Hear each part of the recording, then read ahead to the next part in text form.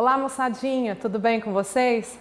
Que bom estar com vocês mais uma vez. É com bastante alegria, com bastante entusiasmo que eu retorno aqui para nós darmos sequência aos nossos estudos. E hoje eu trouxe um assunto para vocês que todo mundo acha que é o bicho-papão da língua portuguesa. Todo mundo acha que é o bicho-papão para fazer qualquer coisa e realmente ninguém tem razão. É super fácil, é só a gente ter bastante concentração, bastante tranquilidade que você consegue resolver todas as coisas, certo? Hoje nós falaremos de produção textual. Produção textual. Alguém sabe o que é? Ah, todo mundo sabe o que é, né? Produção de texto, aquelas redações que nós fazemos e escrevemos nos nossos cadernos de produção na escola, né? E hoje nós vamos falar um pouco mais detalhado sobre o que é essa produção textual, tá certo? Olha só, então vamos lá. O que é preciso para que eu possa produzir um texto? Olha só. Primeira coisa que é preciso para que você possa produzir um texto bom, um texto de qualidade, onde todo mundo consiga ler e entender o que você quis dizer. Então, olha só. Conhecer sobre o assunto que você irá escrever. Você precisa, quando você for fazer uma produção de texto, você precisa conhecer do assunto, você precisa saber sobre o que você está escrevendo, você precisa entender sobre aquilo que você escreve. Porque se você, por exemplo, pega um assunto sobre astronauta, mas se você não conhece o assunto, se você nunca leu nada sobre o assunto, o que vai acontecer? Você vai escrever pouco, pode escrever sobre coisas que você nunca ouviu falar ou pode escrever coisas que você não sabe e dar informações erradas às pessoas.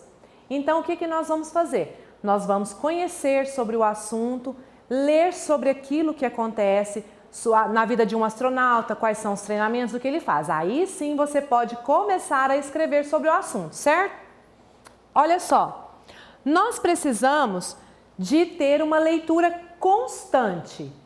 Então, quando a gente escreve sobre qualquer assunto, além de conhecer sobre o assunto, nós precisamos ler. Ler o que, professora Renata?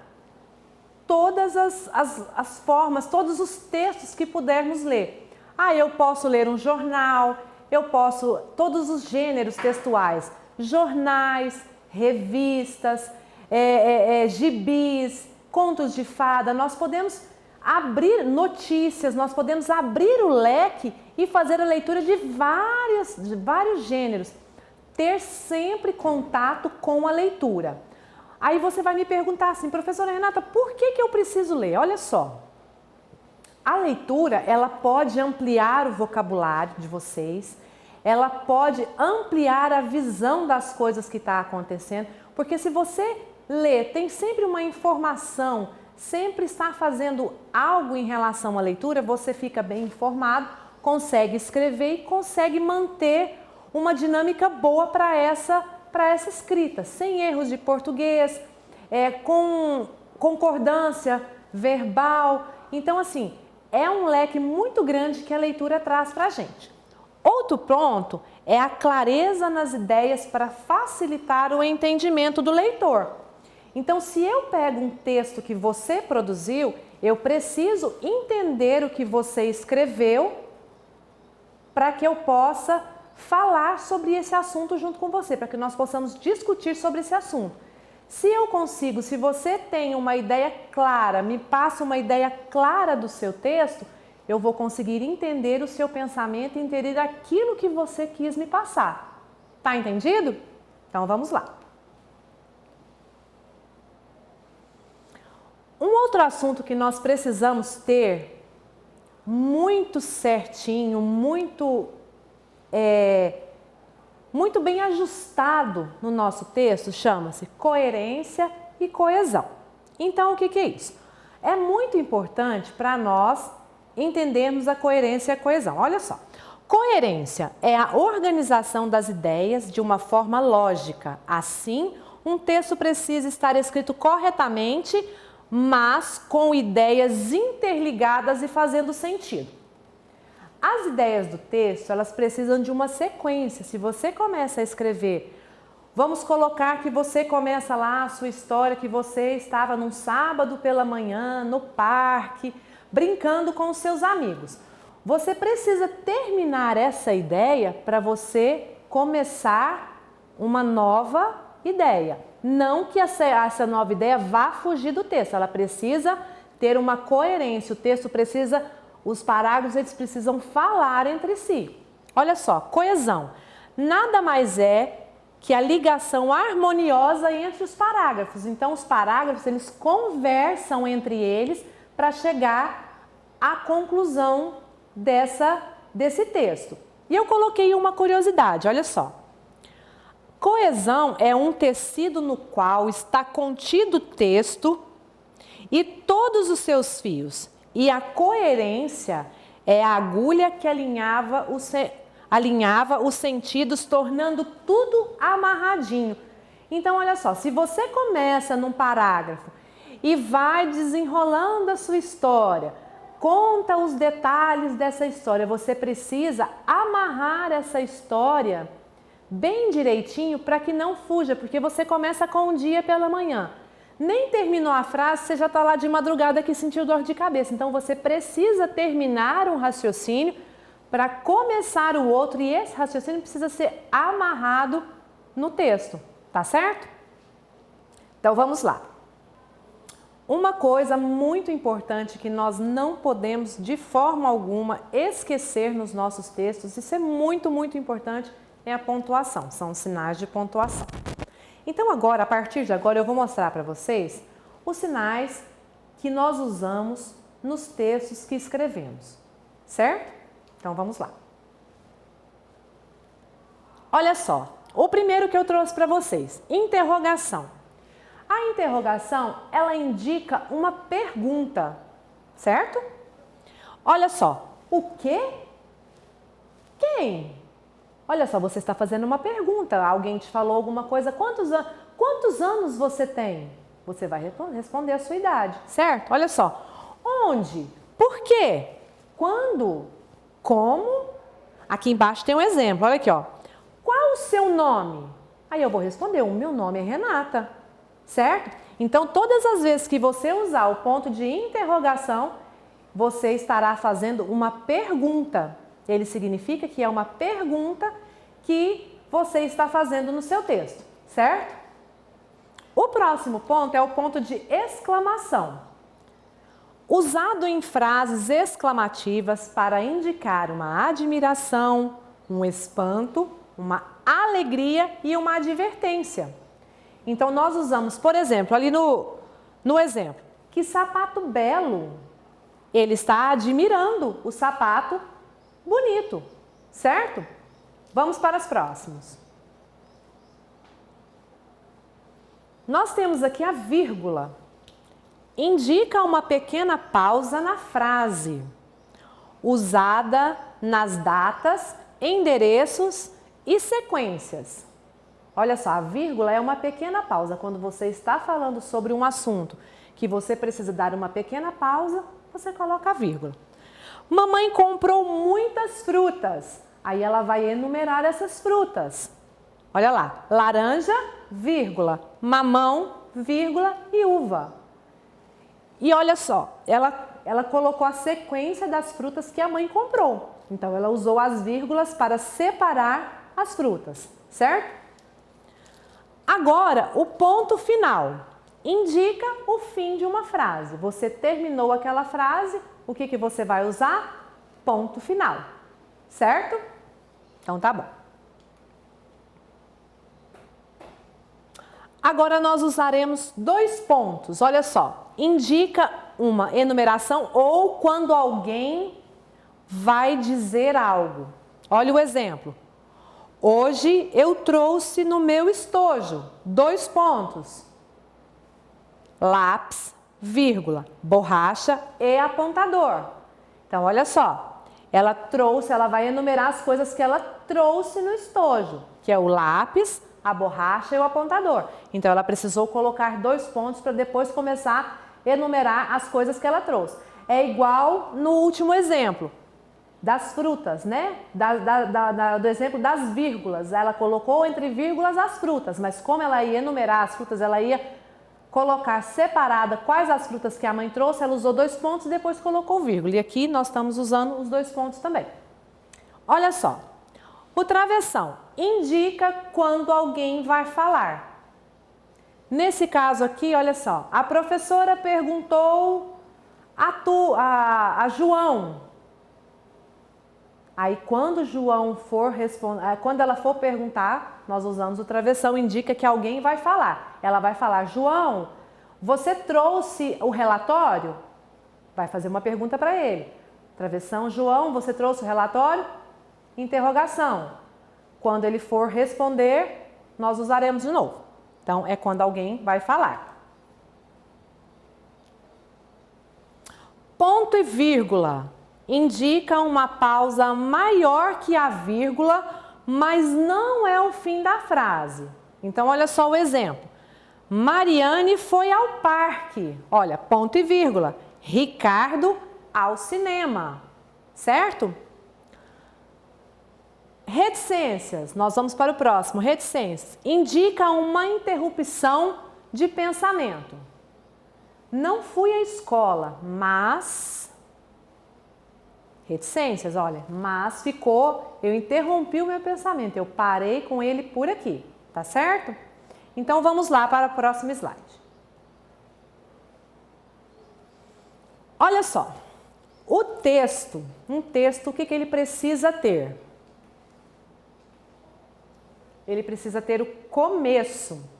Então, todo texto ele precisa ter o início da história. Você vai, no desenrolar, você vai comentando o texto, começa dando um início para ele. Ele precisa ter um meio e ele precisa ter um fim. Então, todo texto ele precisa ter o começo, o meio e o fim. No começo desse texto, você começa esse texto com as informações necessárias para as pessoas entenderem aonde você estava, como era esse lugar. No meio, você vai desenrolar os fatos. E no final desse texto, você vai chegar à conclusão daquilo que a sua história queria contar. No final, você vai fazer o fechamento do texto, certo? Olha só, sugestões para o seu texto. No começo de um texto, nós podemos começar o texto. Era uma vez, certo dia, um dia, numa manhã, certa noite, num belo dia, numa festa e outros tantos começos que nós podemos dar para o nosso texto. Isso aqui é só uma sugestão, só para vocês terem uma ideia de como nós devemos iniciar um texto. O próximo passo é o meio do texto, é a continuação, é o que você vai desenrolar os fatos do seu texto. Então, você vai colocar no meio. Então aconteceu isso, ou de repente chegou a madrinha da minha irmã. Quando, olha só, outra opção, em seguida fomos à sorveteria. Depende do texto que você vai desenrolar aí. Nesse momento, a partir daí começou uma bagunça, olha só. Depois de muito tempo começamos a brincar.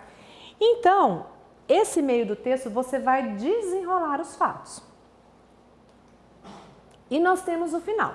O final é o fechamento, como eu disse. Então, quer dizer que foi então que nós voltamos para casa e por fim acabou a brincadeira. Aí, finalmente, portanto, por isso, assim e nesse caso. Então, isso aqui são sugestões para você iniciar, colocar no meio e finalizar os textos de vocês, tá certo? Agora vamos analisar o texto. Olha só, esse texto ele está na última atividade que vocês receberam da CEMED. Ele é o texto de uma atividade de matemática do 4º ano. Então, olha só, bom de conta do Ziraldo. A professora perguntou para o Bocão, olha só, tem 2 pontos. E logo em seguida vai entrar alguém respondendo, alguém falando. Então quer dizer que a professora perguntou, então a professora vai entrar aqui, nesse caso, ela vai entrar perguntando para o Bocão. Então essa aqui é a fala da professora. Então nós precisamos do travessão. Bocão, olha, ela faz uma pequena pausa. Bocão, eu lhe dou 4 coelhinhos e você ganha 5 da sua tia.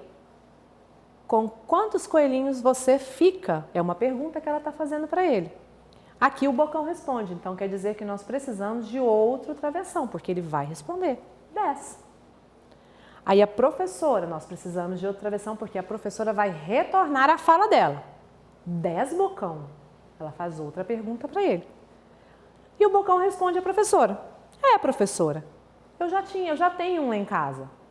Então, olha só. Nesse pequeno texto, nós usamos várias vezes o travessão porque nós temos 2 pessoas conversando. Então, cada vez que uma pessoa conversar com a outra, nós precisamos introduzir, certo? Outra coisa muito que nós precisamos usar muito são as letras maiúsculas e as letras minúsculas. É muito importante que todos vocês entendam o uso da letra maiúscula e da letra minúscula, certo? Então, olha só. Letras maiúsculas e minúsculas. A primeira coisa, as letras maiúsculas são usadas no início das frases e depois nós continuamos com as letras minúsculas. Eu vou dar um exemplo para vocês, olha só no quadro. Aqui no quadro eu tenho algumas frases, olha só. Eu coloquei na primeira letra maiúscula. Você viu o meu lápis? Então, a primeira letra da frase, ela é maiúscula, mas ela continua com as letras minúsculas. Eu não coloco 2 letras maiúsculas nas palavras e nem nas outras. Elas continuam com letras minúsculas, tá certo? Outra coisa, se no meio da frase tiver algum nome próprio, nome de pessoas, animais, por exemplo, esse deverá vir com a letra maiúscula. Olha o exemplo abaixo. Fui passear na casa do tio João.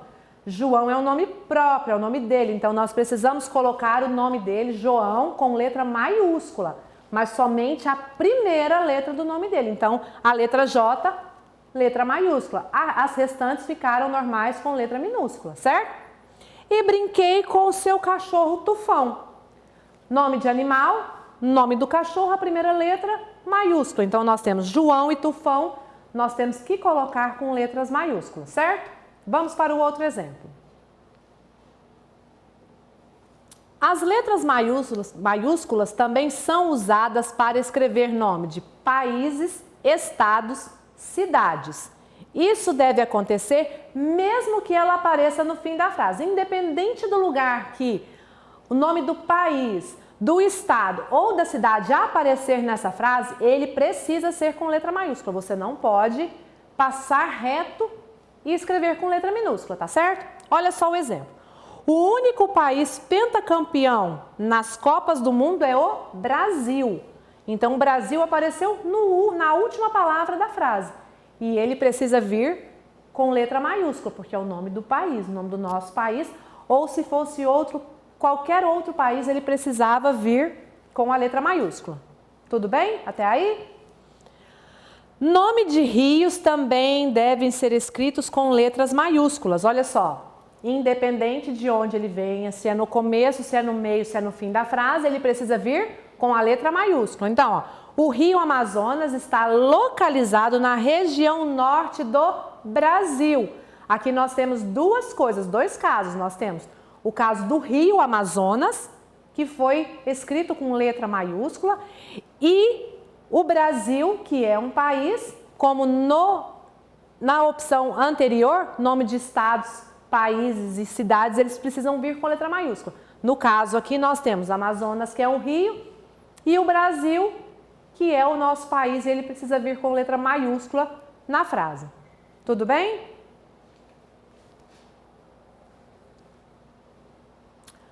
Para escrever nome de coisas ou objetos, usamos letras minúsculas. Eles são chamados de nomes comuns e por isso são escritos com letra minúscula. Olha só, no exemplo que eu tenho aqui para vocês. Saí com minha prima é nome comum. Para tomar sorvete.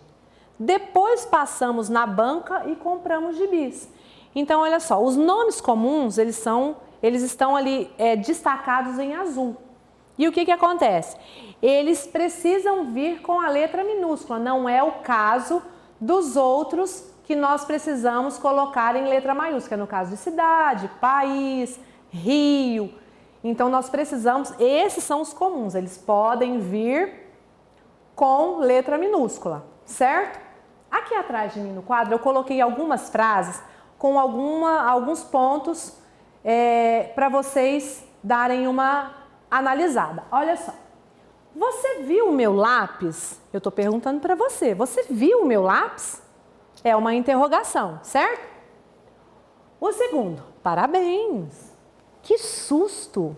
Exclamação. Lá na exclamação nós vimos que pode ser um espanto. Olha aqui. Ponto final. Mariana saiu. Eu não tenho mais nenhuma informação. Mariana saiu. Ponto. Acabou. Acabou a minha frase. Os convidados da festa chegaram. E eu vou colocar o nome dos meus convidados. Então eu preciso colocar os 2 pontos. Olha. Júlia, Isabel, Paulo e Júnior.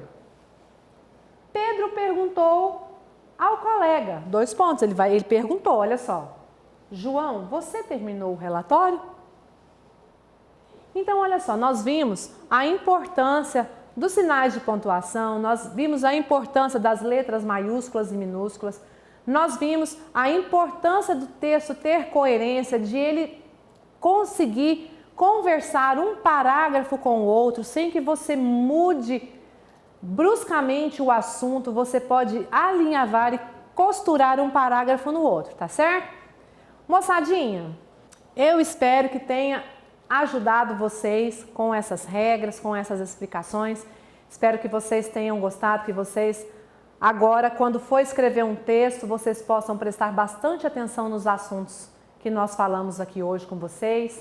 Espero que vocês estejam bem, espero que tudo esteja correndo na maior normalidade possível, apesar que nós não podemos falar em normalidade nesse momento tão difícil que nós estamos passando, né?